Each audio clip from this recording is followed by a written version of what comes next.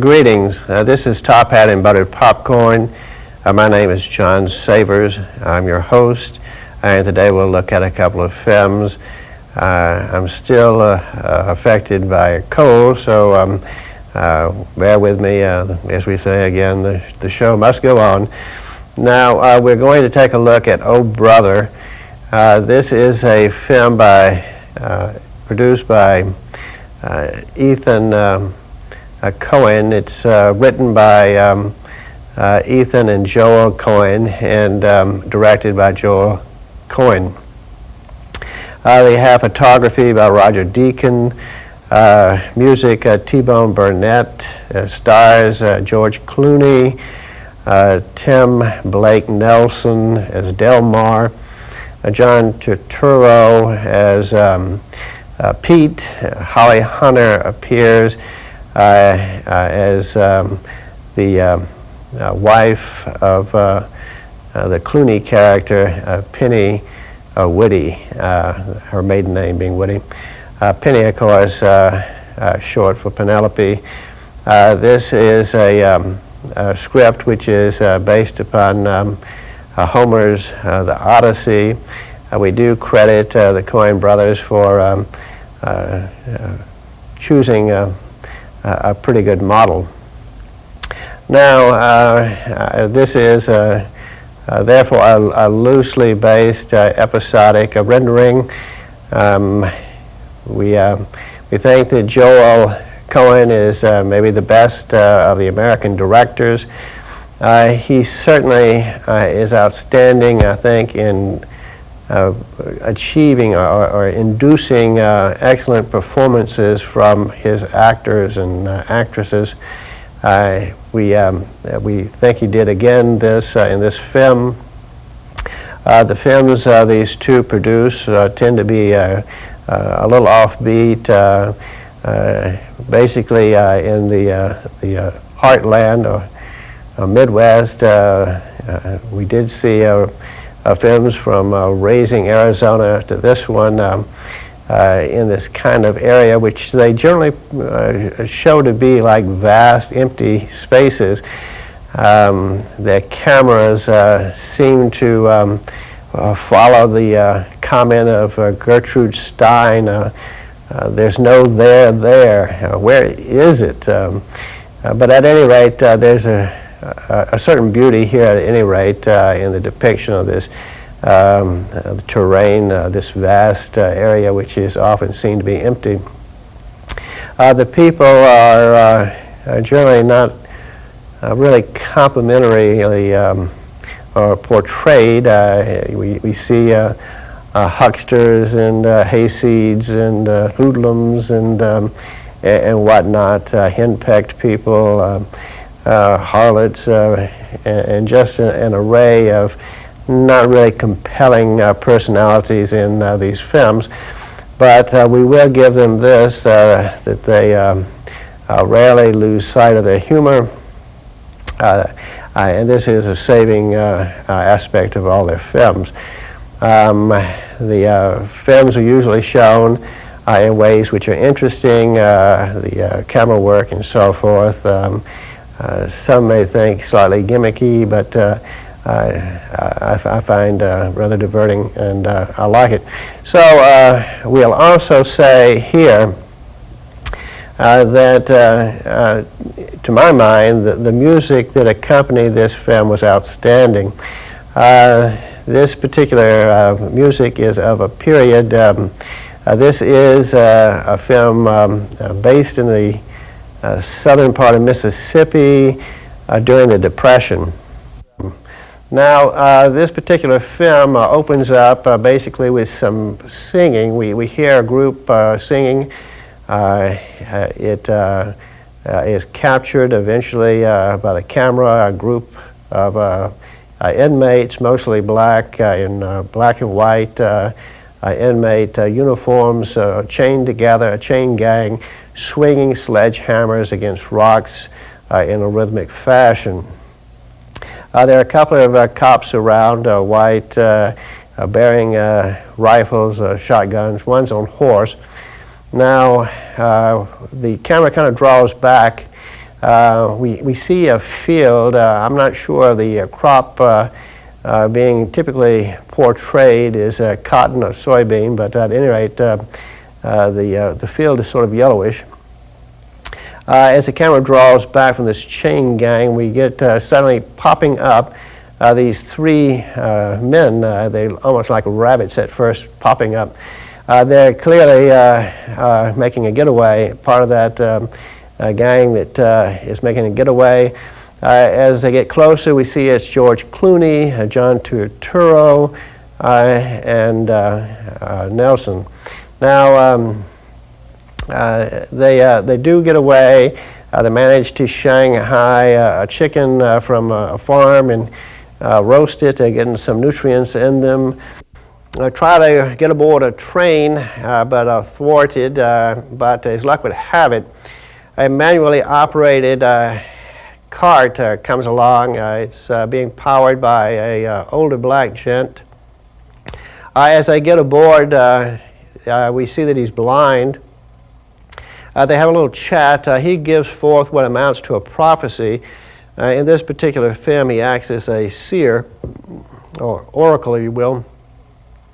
He tells them that they will have many wonderful adventures along the way and so forth before coming to their journey's end, and that amongst the things they'll see would be, well, a cow on a cotton shed. Well, the Everett character kind of hoots about all this. He's a man of reason, verbose, a man of science in today. Delmar and Pete are a little bit more gullible to this sort of thing. They continue along their way. They stop by a relative of Pete called Hogwaller. He's not immediately apparent. His boy is there with a rifle and starts shooting at them. He says he's told by his father to shoot at any representatives of the banks that might be coming over to get the property.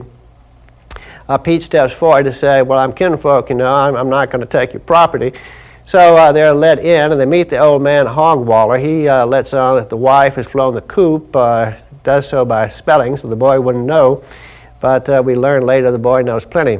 Anyway, the lads are served a hearty meal of horse. Hogwaller slaughtered it several days ago, and kind of fearful it might be turning. That night, the boys sleep up in the hay loft of the barn. They're suddenly surrounded by cops pursuing. Of course, they're broken, the jailbreakers and so forth. So, but the real fact is Hogwaller has notified the law that they're here because he wants the reward. Well, anyway, we get a scene here in which Turturro's character, Pete, acts straight out of a gangster film of the Cagney Bogart type. You know, come and get me a copper.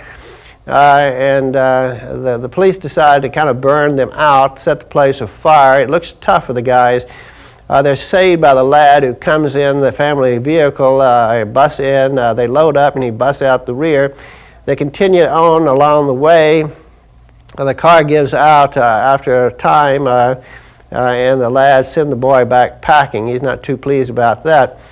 They continue on. They get near another barn and so forth. They probably they got a hold of some kind of gopher or prairie dog that they roasted on a pit and had something to eat there.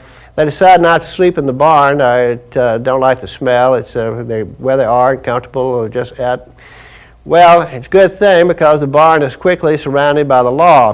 Now, the Everett character uses a pomade called Dapper Dan, which is easily followed by the bloodhounds, and they're never far behind because he never leaves off with the Dapper Dan, not willingly.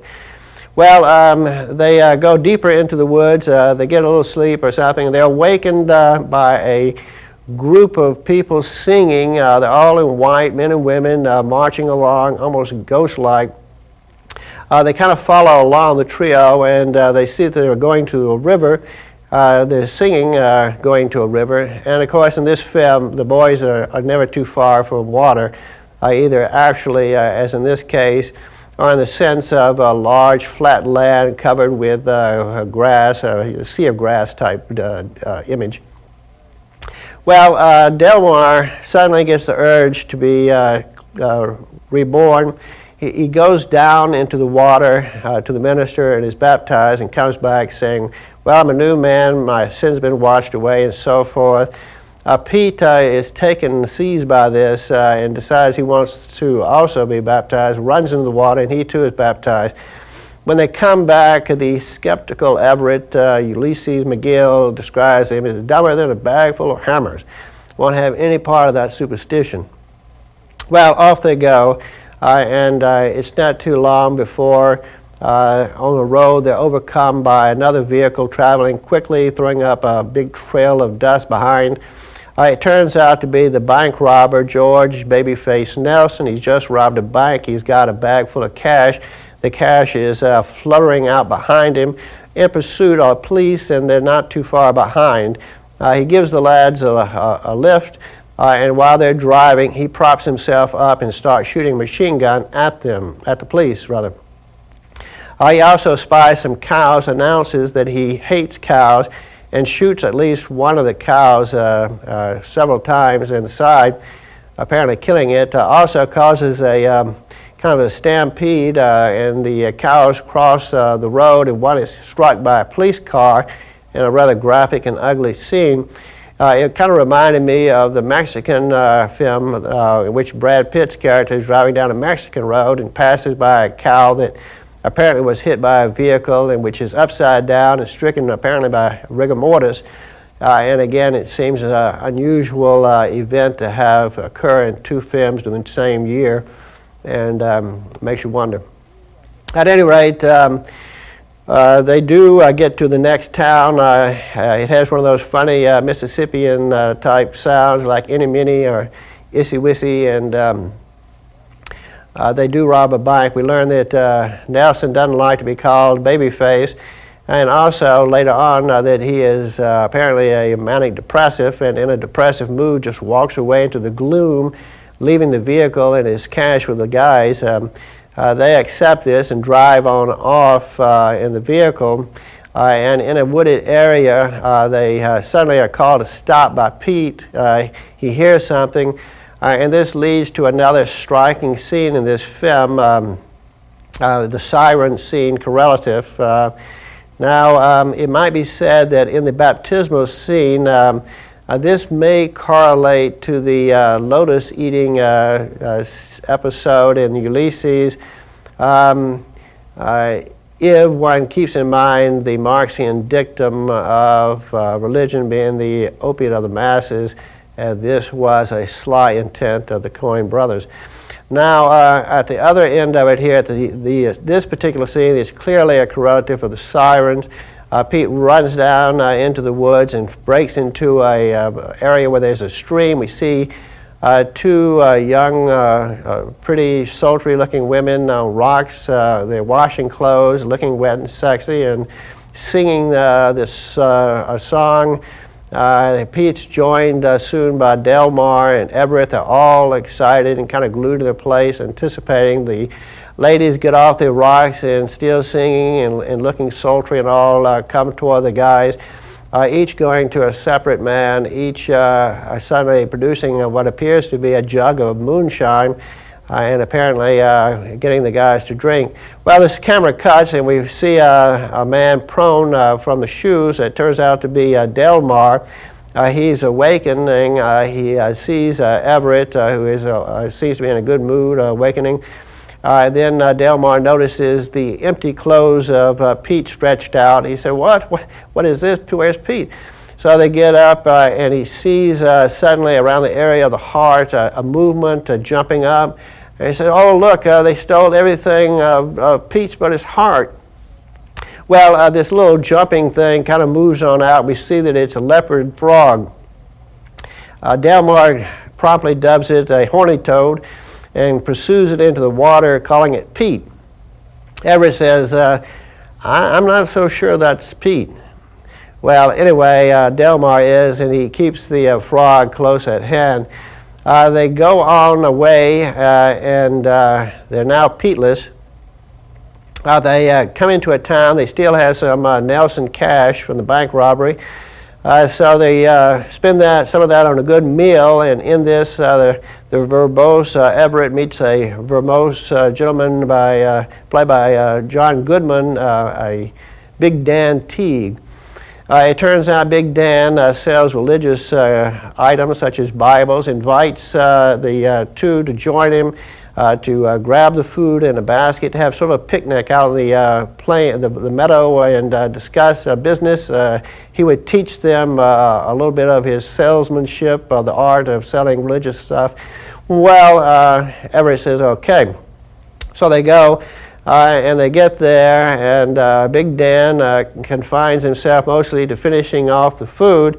When he's done, he gets a big stick he breaks off from a limb and comes over. He gets the frog, squeezes it to death, and then swats Delmar a couple of times upside the head, knocking him out more or less. And the oddly detached Everett is soon the next victim.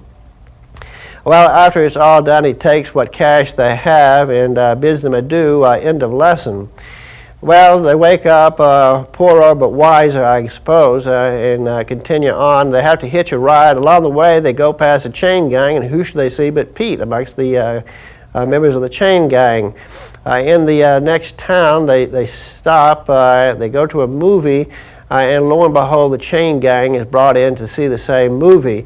We have a ridiculous scene here in which Pete is trying to warn them, don't go to the farm, don't go to Everett's homestead, booby-trapped, they're looking for you, that kind of deal. Everett is trying to talk back, and so is Delmar, and Delmar is trying to tell Pete, we thought you were a frog. Well, it's just too absurd, but at any rate, there are some funny sections in this film, as well as striking.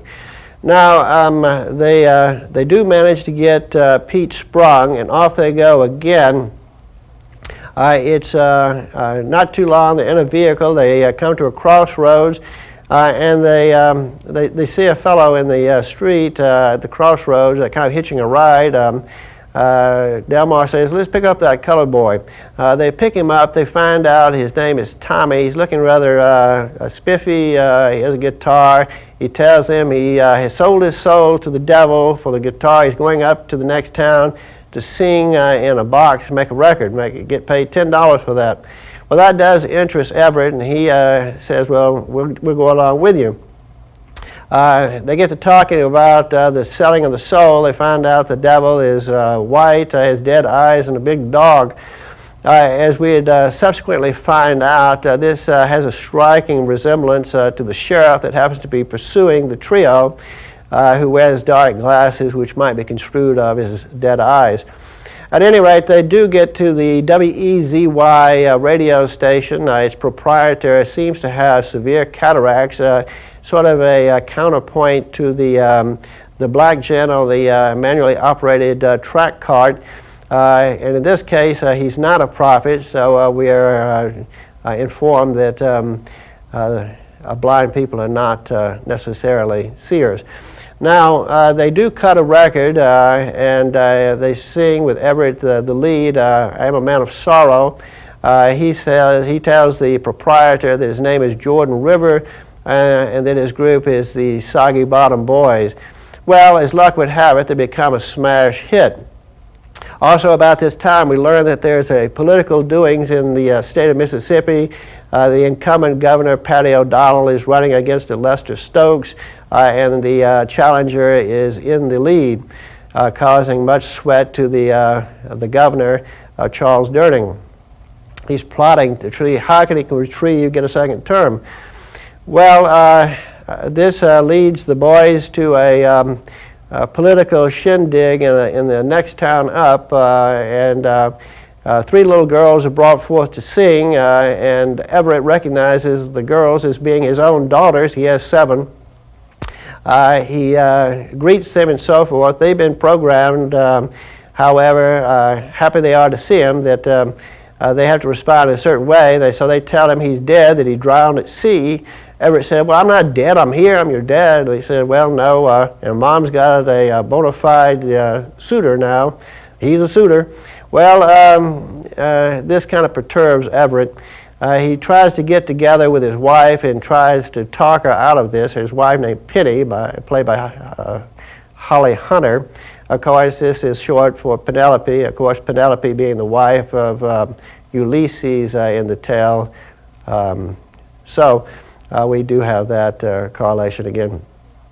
Now, of course, it goes without saying that the John Goodman character who wears a black patch was a correlative of the Cyclops episode of the Odyssey.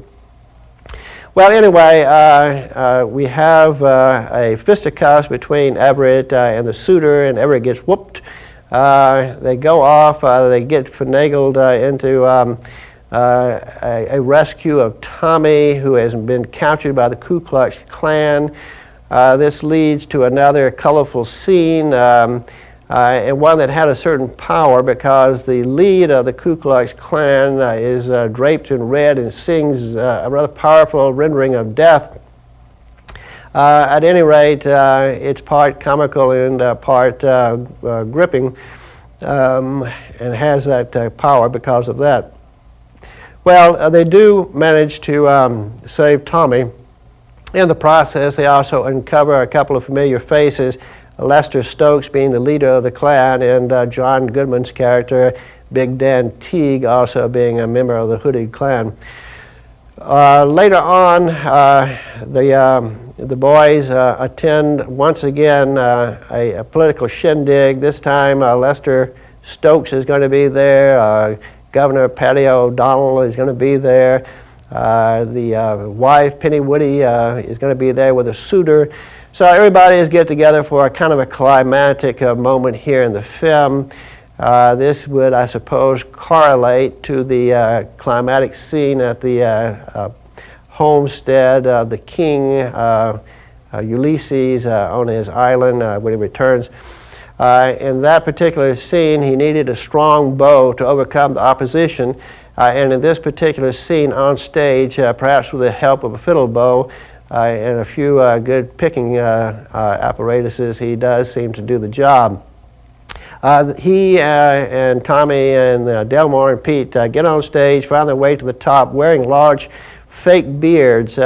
He, during their first song, makes it clear by putting on his beard at his wife that he is who he is. She's kind of shushing him down and looking to kind of put him down. He's not having any part of that because he's there to save his wife. Well, when they go into their hit song, unbeknownst to them, of course, I Am a Man of Sorrow, the whole group goes crazy. The audience, they're standing up, they're shouting, clapping, and so forth. Lester Stokes recognizes them as the people who have saved Tommy and whatnot, and starts denouncing them. He's hit by rotten tomatoes and whatnot and ridden out on a rail. Meanwhile, the sharp incumbent notices the popularity, gets up on stage and tries to be part of it. He promises to forgive the boys any of their crimes, any of their debts to society. They promise to go straight, which they do. This, even though Everett is already promising his wife that he's going to become a dentist, hang out a shingle without any kind of license or education. But anyhow, he had been sent to prison originally for being a lawyer without a license or pretending to be a lawyer. At any rate, this seems like a moment of great victory for Everett and the group. Now, by now, he's let on that there's no money, really, that he had just made that up to get them. They do, nevertheless, need to go to the farm for him to get the wedding ring his wife insists upon, which is in a roller-top desk at the old farm homestead. They get there. This whole place is going to be flooded for a hydroelectric plant. And they get there just before this is to occur. However, they meet the sheriff and his men there, who quickly throw ropes over a tree to lynch these guys. They claim, well, we've been forgiven by the governor, and he says, I don't know anything about that. But the water comes to the rescue as a cavalry, so to speak. They're all flooded. They are inundated, they're purified, they're carried by the water of life, the Tao as it were.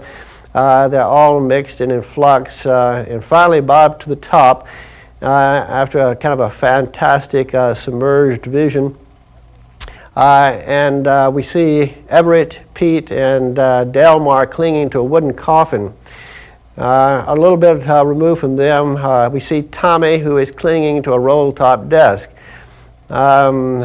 Everett calls out, "What are you clinging to there, Tommy?" He says, "A roll-top desk." So we know that the ring can be retrieved from that, so that his wife will be happy and will go through the remarriage and so forth.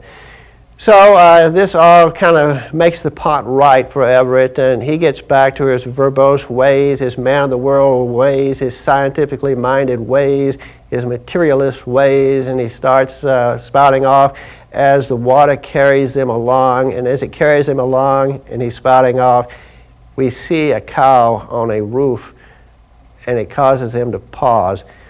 And by this, Everett is made maybe a little wiser. Kind of reminds me of Svengali's line in the film in which he was involved. There's more under heaven and earth than your scientists have dreamt of. But at any rate, we see Ethan and Joel Coen leaving this little opening here for things which are not materially bound.